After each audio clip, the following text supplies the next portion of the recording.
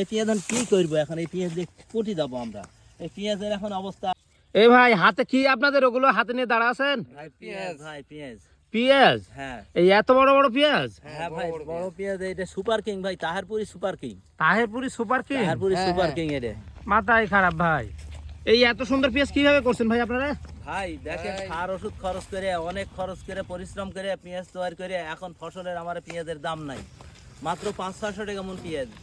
এই 500-600 টাকা মন পেঁয়াজে আমরা কামলার খরচ 600-700, আমরা কিভাবে বাঁচি আপনারাই বলেন।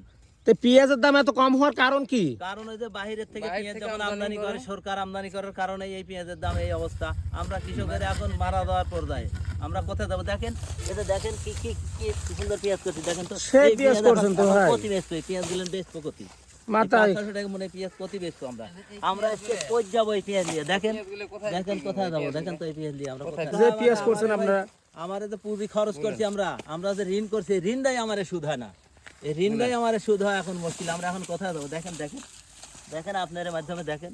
সরকারের কাছে আমার এই অনুরোধ, আমার যেন দামটা একটু সহনীয় পর্যায়ে দেয়, আর সার ওষুধের দামটা যেন একটু কমা দেয়, তাহলে পরাই আমরা ঘুরে দাঁড়াতে পারবো, যদি একটু ফসলের দাম আসে।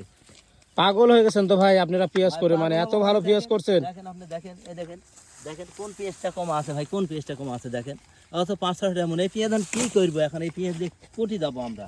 এই পেঁয়াজের এখন অবস্থা, আমরা এখন 500 টাকা মন হাটে নিয়ে গেলে 50 টাকা ভ্যান ভাড়া, তারপরে 50 টাকা খাজনা। আমার এখন এই যে তুলতে 500-700 টাকা কামলার দাম। আমরা এখন এমন